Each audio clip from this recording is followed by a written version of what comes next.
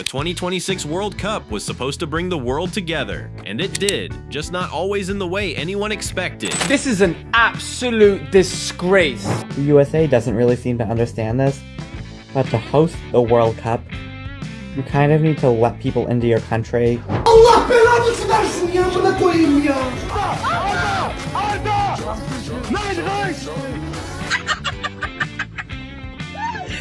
Sorry. These Iranian fans had a lot to deal with when security officials tried to force them not to display their flags. Look at them. They're not letting us to have our flags.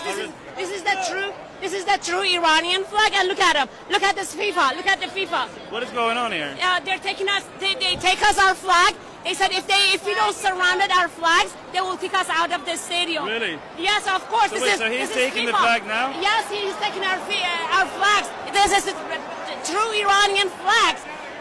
Yes, this is a true Iranian flags, and they take us from us. So tell me what happened. They came up to you and... Yeah, of course they came up to us and said, if you don't surround your flags, we're gonna kick you out. Really? Yeah, of course. Why is it important for you to bring the Lion and Sun pre-revolutionary flag? Yeah, because that's a true flag. We don't support IRGC. We're not here to support IRGC. While those fans had to deal with arrogant officials, some people can't stand the new hydration breaks. Hydration breaks at the World Cup. I'm sorry, no, I'm not having it. It's a complete desecration of the game. I'm old enough to remember that at the 1994 World Cup, the previous one that was held at the USA, there was a big thing about how they wanted to make it into quarters so that they could get more adverts in.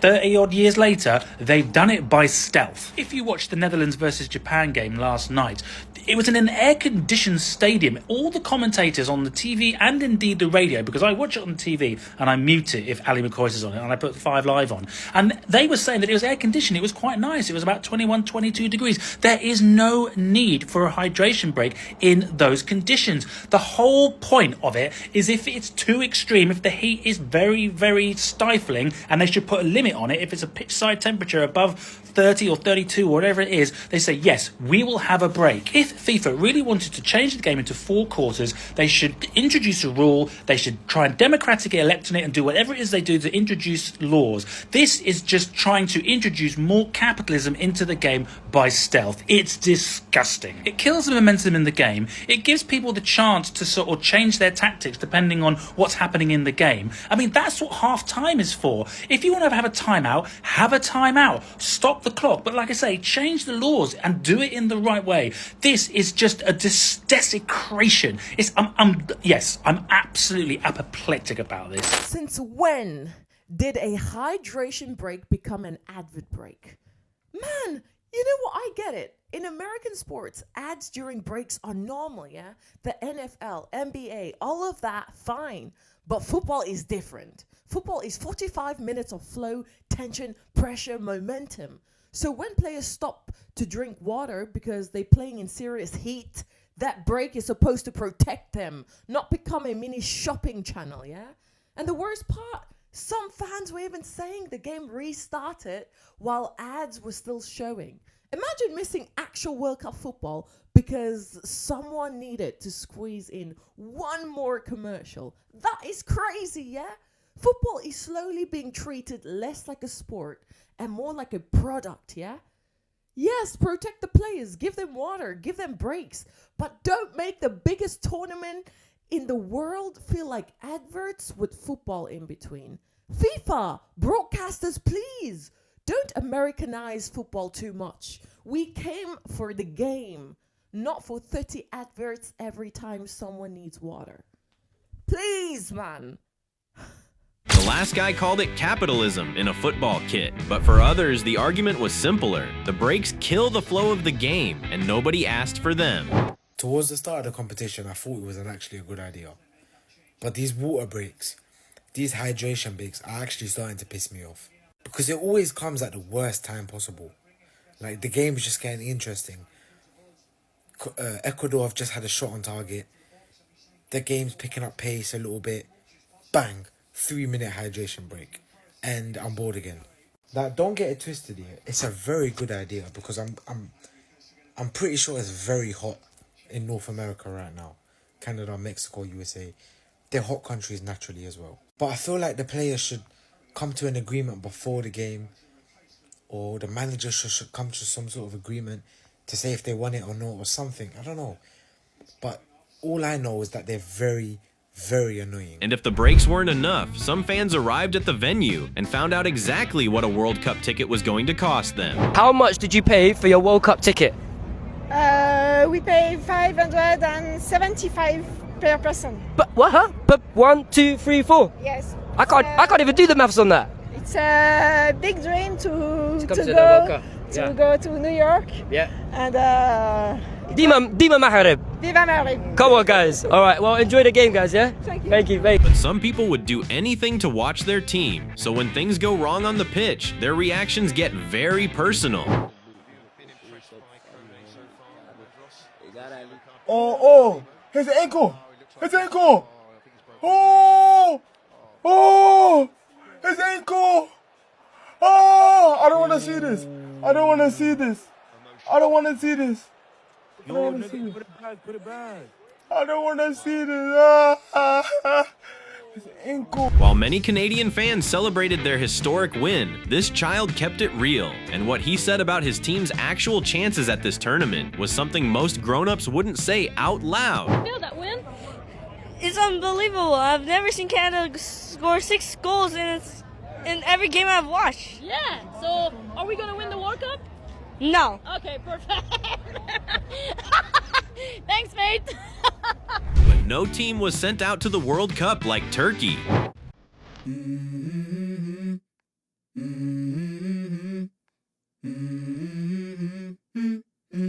Let's go.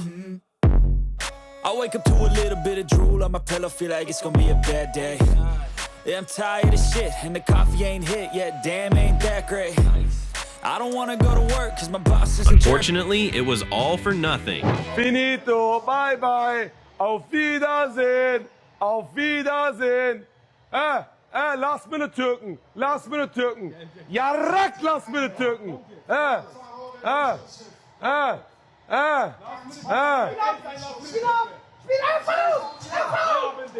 mach ihn ja, bitte mach ihn ja! Ja, bitte ein Tor, Bruder, ein Tor, bitte!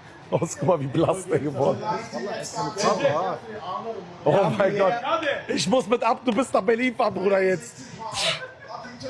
Bruder, ich muss mit ihm bis nach Berlin fahren. Baller, wenn der Tor macht, ich werde jeden Spieler Dings. Und der sie rettet. Mach mal einmal! Was ist das für ein Schuss? Was ist das? So, die Bälle. An alle Türken. Tschüss. Bye bye. Finito. Niente. Nada. Bravo. Das ist das, was wir verdient haben. Geil. Geil. Which team's exit has been the toughest to watch so far? Drop your pick in the comments. Turkey weren't the only ones who felt something was being taken from them, though. This Haitian fan had a very specific theory about what happened in their opening game against Scotland, and he was not holding anything back. Can y'all tell me who this guy is? I got family in Boston, just tell me who he is. My mama just called me, she's like, yo, are you gonna go to church? I'm like, mama, I got too much hateful thoughts in my head right now. Jesus gonna have to wait till next week. Who is he? Est-ce que nous gardons qui est monsieur, please? Please. Y'all keep telling me soccer is the greatest game, No, it's not. The officiating is terrible. And I'm coming from the NBA. As an NBA fan. Who is he? I'm speaking for all Haitians, damn it, I'm speaking for all non-Haitians. My boy Rami put a bag on us. A bag. You guys can guess, monsieur, please. No, I'm done with soccer. I'm done. If this is the so-called world's greatest game, I'm done. Oh my God.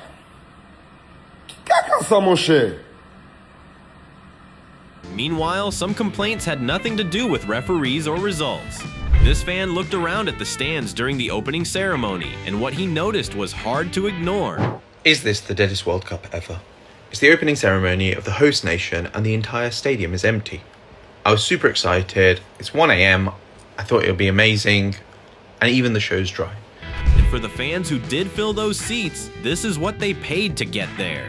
Now we need to talk about these World Cup ticket prices in America. Because FIFA keeps saying tickets start at $60, yeah? But I want to know where. Start where? Perhaps in the parking lot, man? Look at these pricing, yeah? Group stage games can go from $60 to hundreds of dollars. Host nation games can go into thousands, yeah? And the final? The final can cost more than $7,000, yeah? For football. Man, I am sorry, yeah? Listen, Americans don't even like football like that, yeah? Some of them only watch it once every 4 years. And now the rest of us have to pay rent money to watch the World Cup. Football is supposed to be for the fans, yeah? The people who save, travel, scream, cry, wear the shirt, yeah? And support their country like their life depends on it. But now, flights expensive, yeah? Hotels expensive, food expensive. And then FIFA said, wait, let's make the tickets crazy too. And don't get me started on the dynamic pricing, yeah? What is this? A concert? This is the World Cup, yeah? Imagine waiting your whole life to watch your country play and the ticket prices looks at you and says, nope, yeah, stay at home, my friend. Man, FIFA, please. We want real fans in the stadium. Not only millionaires, celebrities, or people with VIP lanyards. No, because a World Cup without real fans, that's not football, yeah? That's business wearing a football shirt. You people should be ashamed of yourself. And then, right in the middle of everything, one fan came with a complaint that had nothing to do with football at all. Bunch of people have been posting about Colombia and the game last night against Uzbekistan. Amazing, so happy. I'm Colombian, very happy. However, it's Colombia with an O, not a U. It's really not that hard. And if you're not sure, go to Google. Colombia, C-O-L-O-M-B-I-A. Colombia with an O, not a U. Thank you. But nothing beats watching this England fan crash out over a possible July 4th matchup against the United States. Right, this is getting personal now. Because England versus the USA on July 4th was bad enough. America's Independence Day, their 250th birthday. Fine, a bit awkward, but it gets worse. Because what do you mean I've just discovered this game could be played in Philadelphia? Philadelphia. At this point, I don't think FIFA are scheduling matches. I think they're writing a comedy. Because there are over 300 cities in America, and they chose Philadelphia. That's like scheduling a divorce hearing in the restaurant where the affair started. Why are you taking us back there? Don't take us back to where you broke our hearts. Honestly, if they'd have picked Miami, fine. Los Angeles, fair enough. But Philadelphia? This symbolism is getting ridiculous. I genuinely wouldn't be surprised at this point that when England turn up, every road sign will say, remember 1776? In fact, I'm worried now. What other surprises have they got planned? Is the referee going to walk out with a Declaration of Independence? Are all the USA players going to walk out with bald eagles on their shoulders? Is the stadium announcer going to start every sentence with, on this day 250 years ago? I don't think this is a soccer game anymore. We've been invited to a reenactment. We're historical props. I've seen less foreshadowing in Hollywood films. The Americans don't even need to trash talk us. The itinerary is already doing it. At this point, just rename it. 1776, the rematch. Are the England players going to have to walk past a museum exhibit before kickoff? On your left, you'll see several decisions that aged extremely well for the Americans. Listen, if England lose to the USA in Philadelphia on July 4th, I don't think that's a defeat. I think that's America accidentally discovering time travel and deciding to run the simulation back one more time. But the drama on the pitch kept coming. Ivory Coast were on the front foot against Germany until in the final minutes, and this fan already knew exactly who to blame. Simona Degra! I don't want to...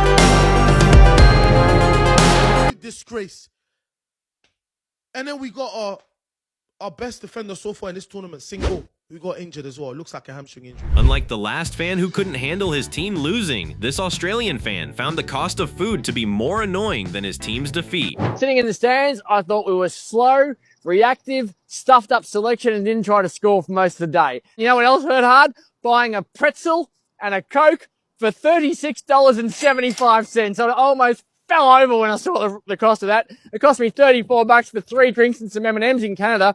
$36.75 for a bloody pretzel and Coke. That's absolutely brutal. But not every moment from this World Cup has been about heartbreak. This Jamaican lady had no horse in this particular race, but when Curaçao picked up their first ever World Cup point, she couldn't hold it together. Ever to qualify for the FIFA Oh World my Cup. God. They scored their first goal in that I'm opening so game. happy They for had their first Curaçao. point today, and well, may the emotions spill over because that man, Elo Room, had a game for the ages. 15 saves. Result, that was just talking about scoring the first I'm so goal, and happy it just for gave the players that Curaçao. extra motivation and bounce I to made do so it much for noise in this everybody back home in their apartment. country, the smallest ever nation of the World They're Cup, probably gonna as kick you me out. said, and it's just amazing scenes.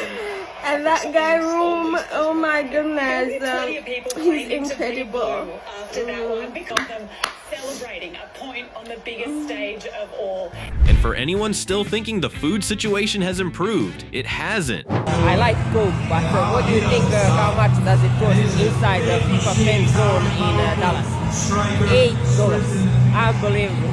But while those celebrations were happening, this South African fan was watching Cape Verde hold Spain to a draw, and the match made her ask a very important question. We are far from healing as a nation. That performance against Mexico, our opening game, we are far from healing. Did you see Cape Verde? The same Cape Verde that we eliminated in 2024. Did you see their performance against the European champions? This is what happens when you try your best. Now people are wondering if Cape Verde is that good or Spain was just bad tonight. This is what happens when you try your best. And the Cape Verde fan on the other side of that conversation, he'd been waiting a long time for that final whistle.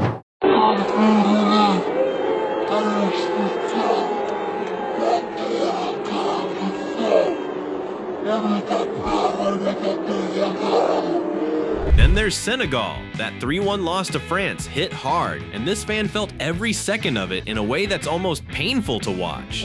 Allah est grand, Dieu existe. Le Sénégal est un grand pays.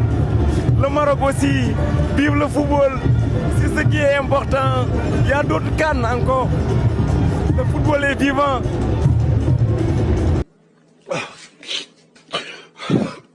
And this one wasn't emotional about it. He was just done. Too many missed chances. Ismail Assad, come on, bro. It's just you and the goalie, bro. Come on, bro.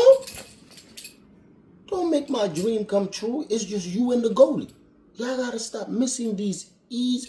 Mane gave it to you. If we win, I wanna hit the Moroccans with this.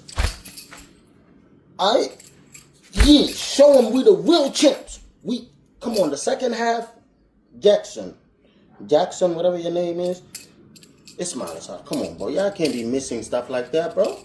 We gotta stop missing these easy goals. Come on, bro. I got my belt out right now. Ready to beat them after we win. Go like this. You hear me? Come on. But some of the loudest complaints at this World Cup weren't about what was happening on the pitch at all. Like this fan who laid out exactly what it means to be a European supporter trying to follow a tournament hosted across the Atlantic, and the numbers don't lie. This is an absolute disgrace. FIFA, what are you, man, doing, man? What is this rubbish? The World Cup has stitched us up in England, man. I'm sorry, has to be said. There are 104 matches this World Cup. And do you want to know how many of them from 11 p.m. to 5 a.m.? Do you want to know that? 53, bruv. 53 out of the 104 matches are basically waste of time. Man's going to be getting up and seeing the bloody scores and highlights. And what is this rubbish, man? Absolute crap, bruv. Over half of the tournament I'm going to be sleeping through. I get it. I understand. More money, more revenue, more bollocks, bruv. But what are we supposed to do? Get up 3 a.m. in the morning to watch Turkey, bruv? Nah, bruv. I ain't doing that. I gotta go fucking work at 8 a.m. in the morning. Absolute scandalous rubbish. All of this, oh, the World Cup, it's a global tournament. So why in the hell fucking rest of the world can't even watch most of the World Cup? It's a disgrace. Absolute disgrace. FIFA don't care about the fans. They never do. They never will, innit? It's all about this, bruv. All about the money. And you know what? It's just an absolute piss take, man. Let me know if you guys agree. And it wasn't just about watch times. The strict visa rules have meant that some fans couldn't even attend games if they wanted to. The USA doesn't really seem to understand this, but to host the World Cup, you kind of need to let people into your country. That's sort of just how hosting international sports works. And also, it should not cost $80 to take public transportation to the stadium. I'm gonna come. Oh. For this fan, none of it was a surprise, because in his view, what this tournament is really about stopped being football a long time ago. I've got to admit that I'm gradually falling out of love with the game, because as with most things in life, my opinion is that it's been spoilt by money. It's become all about the money, all about the promotion, all about the marketing. And I think the upcoming World Cup, which starts in about 3 to 4 weeks' time, is the absolute perfect example of that. I've got to be honest, I've never looked forward to any World Cup less than this one. I will watch the England games. I might watch a couple of other big games. I'll probably watch the final. But generally speaking, I have zero interest. FIFA are totally destroying it. And the over-commercialisation of it is totally destroying it. I don't know whether you agree with me. That's why I'm putting this video out, because I want to see whether people feel the same as I do.